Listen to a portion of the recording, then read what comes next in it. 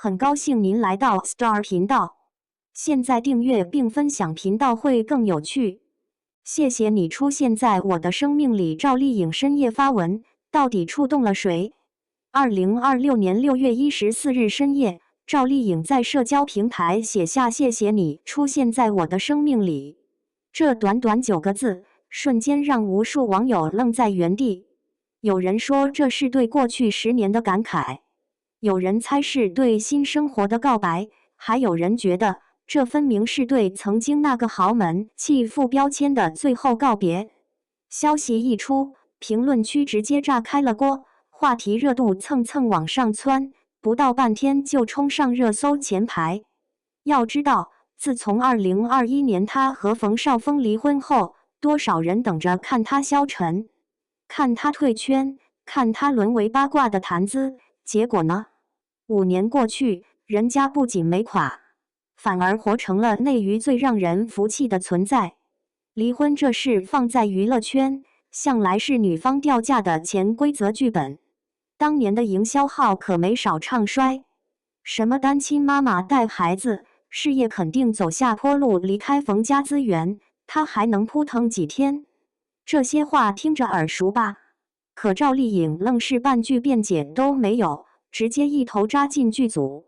2022年的《风吹半夏》让所有人闭嘴，她演的许半夏在钢铁行业那帮男人堆里拼生意，那股不服输的野劲儿，直接把收视率冲到年度第1。更狠的是，飞天奖和金鹰奖双料视后一次拿下，成了85后里第1个完成这个成就的女演员。这还不够，2024年张艺谋的《第20条》里，她演一个没有台词的听障母亲郝秀萍，全程靠眼神和肢体语言演戏，又拿下百花奖最佳女配。3大主流奖项在手，那些喊她豪门弃妇的人，怕是脸都被打肿了。2026年开年，赵丽颖的消息就没断过。央视大剧《小城大事》一播出，收视峰值直接飙到2.77%，人民日报都点名表扬。她在这部剧里演基层干部李秋平，剪掉留了5年的长发，素颜出镜，晒成小麦色，还考了温州方言证书。泥地里扛沙袋，暴雨里护水泥，全是亲自上阵，连替身都没用。有人说她这是自虐式拍戏，可你看看观众的反应，剧中她蹲在街边啃冷馒头的那场戏，网上直接破防了无数人。同一个时间段，她客串逍遥的3分钟镜头更是封神级别。岁梦仙君这个角色，从白衣温润一仙到玄黑长袍红瞳疯批，0.5秒变脸切换，一句我想让3届记住疼直接炸上热搜。为了赴这个10年前和导演徐纪周的约定，他推掉7位数代言，自降薪酬，减重8斤，反复打磨17条眼神戏。别人客串是划水，他导好，把3分钟戏份演成了年度名场面，还被网友调侃是带资进组是卷王。说到这儿，你可能觉得赵丽颖就是个拼命三娘，除了工作啥也不管。但人家活得比你想象的松弛多了。2025年拍完《小城大事》，她给自己放了整整半年的长假，不跑活动，不走红毯，甚至连综艺邀约都推了7、8个。那段时间她干啥呢？骑车晒太阳，研究怎么在平台充值。为了搞懂儿子喜欢的小卡，专门去学习，甚至还因为常去的火锅店关门，才意识到自己好久没陪孩子吃饭了。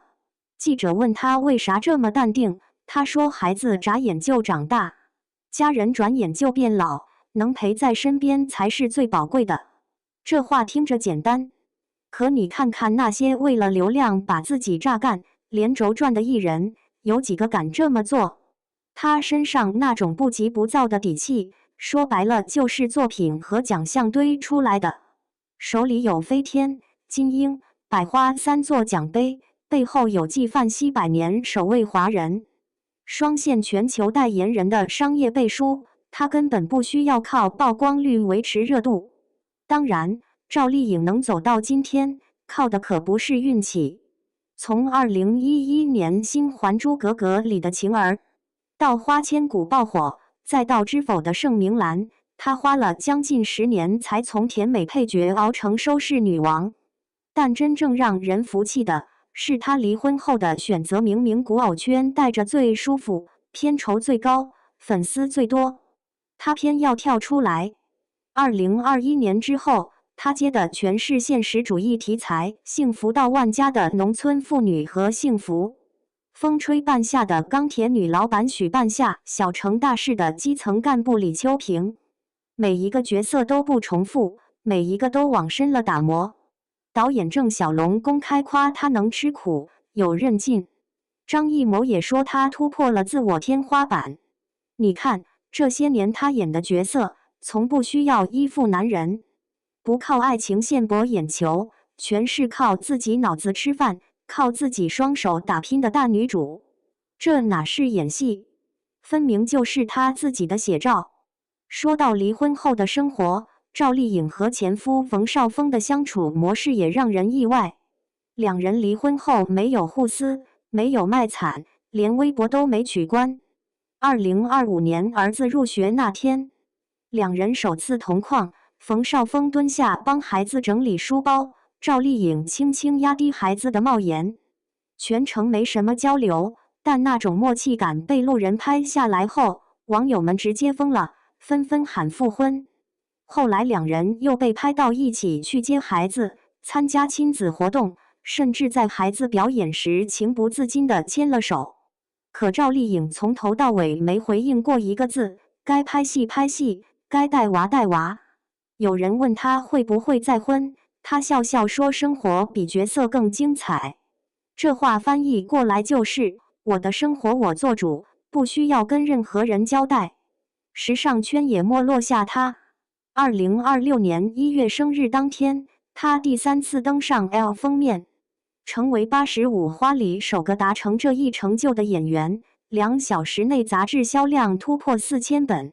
紧接着，纪梵希官宣她为全球彩妆与香氛双线代言人，这是品牌100年历史上首位华人双线全球代言女星。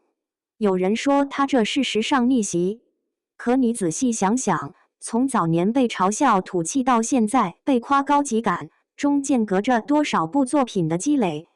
那些说他只靠运气的人，怕是忘了他在片场练枪练到手腕骨裂，为了角色暴晒素颜出镜的那些日子。回到那句谢谢你出现在我的生命里，到底谢的是谁？有人说是谢粉丝，有人说是谢儿子，还有人说是谢那些曾经看不起他的人。要我说，这句谢谢更多是说给他自己的谢谢，那个从农村跑龙套一路拼到现在的姑娘。谢谢那个在离婚后选择用作品说话而不是卖惨的演员。谢谢那个38岁依然敢剪短发、素颜啃馒头、演村姑的狠人。你看他现在的生活状态，不炒作感情，不贩卖焦虑，事业封神，单身自在，和前物体面供养孩子。偶尔被偶遇也是一个人穿着休闲装逛公园，连助理都不带，被认出来也只是笑一笑。这种舒展又自在的状态，不就是咱们普通人最羡慕的吗？赵丽颖用5年时间向我们证明了一个道理，一个女人最好的状态，从来都不取决于她身边站着谁，而取决于她自己能交出什么答卷。那些说离了婚就完了的论调，在她这儿压根不成立。她没有把温柔和精力全都拴在一个人身上，而是分给了事业，分给了粉丝，分给了身边靠谱的亲人朋友。结果呢？整个人活得越来越有灵气，越来越有底气。你说，这不是真的活透了，又是什么？